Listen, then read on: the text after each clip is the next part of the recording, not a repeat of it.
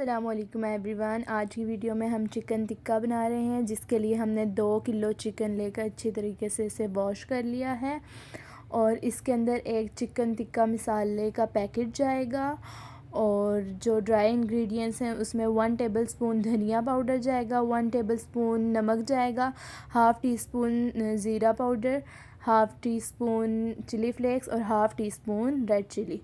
اس کے علاوہ 5 ٹیبل سپونز یہ والی جنجر گارلک پیسٹ جائے گا، اور کارن فلور 1 کپ جائے گا، اور ½ کپ جو ہے اس میں میدا جائے گا۔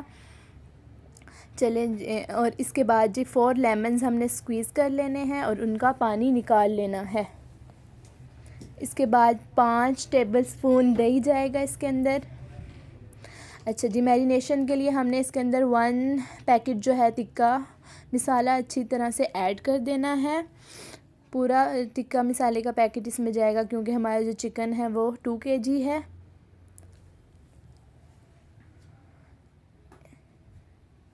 اس کے بعد اس میں ہم ایڈ کریں گے ½ کپ میدا،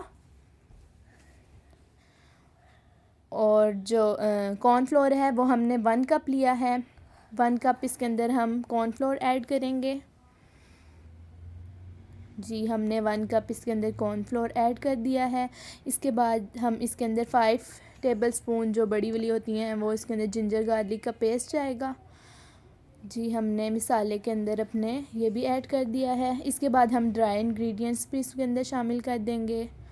اس کی کوانٹیٹی آپ ایکول رکھیے گا، کیونکہ ٹکے مسالے میں بھی جو ہے مرچیں ہوتی ہیں، اس لیے اس کی آپ نے کوانٹیٹی صحیح رکھنی ہے۔ لیمن جوس بھی اس میں ہم نے ایڈ کر دینا ہے۔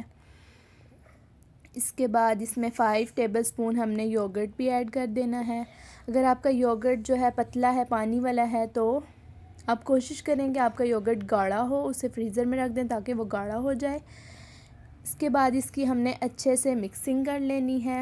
اچھے طریقے سے ہم نے اس کی مکسنگ کرنی ہے، تاکہ جو ہے مسالہ ہمارا تمام بوٹیوں کو لگ جائے، اور اس کو ہم نے تقریباً 2 گھنٹے کے لیے فریج میں رکھ دینا ہے۔ اس کے بعد جو ہم نے اس کا فرائنگ کا پروسیس ہے، اس کے لیے ہم نے آئل اچھے سے گرم کر لینا ہے۔ جو ہی آئل میں ببلز آنے لگ جائیں، ہم نے اس میں یہ چکن ایڈ کر دینا ہے، اور جو ہی آپ کو لگے کہ چکن 1 سائڈ سے پک چکا ہے تو اس کو آہستہ سے پلٹ دیں۔ آہستہ سے تمام بوٹیوں کو پلٹتے جائیں۔ جی، ہم نے تمام بوٹیوں کو پلٹ دیا ہے۔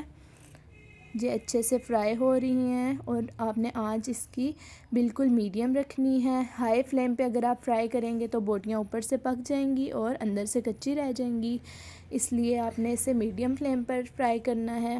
لیجئے، ہمارا چکن ٹکا ریڈی ہو چکا ہے، اسے نکال لیجئے۔ جی، ہم نے اپنا چکن ٹکا نکال لیا ہے، اور اسے ڈش آؤٹ کر لیجئے۔ لیجئے، ہمارے مزیدار سا چکن ٹکا تیار ہے۔ ویڈیو لائک کیجئے گا، مجھے اپنی دعاؤں میں یاد رکھیے گا۔ اللہ حافظ۔